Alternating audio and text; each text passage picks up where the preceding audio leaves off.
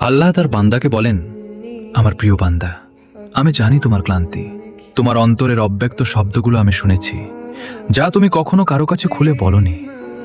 যখন তুমি চুপচাপ একাকী কাঁদতে কাঁদতে বিছানায় লুটিয়েছিলে, তখন আমিও তোমার সাথে কেঁদেছি।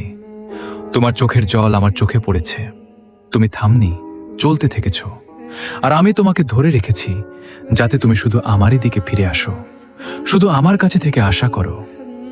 যখন মনে হবে পরপরই ভুল হতে থাকে, তখন মনে রেখো আমি আছি। আমি অবশ্যই তোমার উপর ভরসা রেখেছি। হয়তো তোমার মন দুর্বল হবে, তবুও তোমার সেই ঈমান আমাকে টানে। তুমি যতই শান্ত থাকো, আমি ততই তোমার কাছাকাছি আছি। শুধু একটু ধৈর্য ধরো, একটু বিশ্বাস রেখো।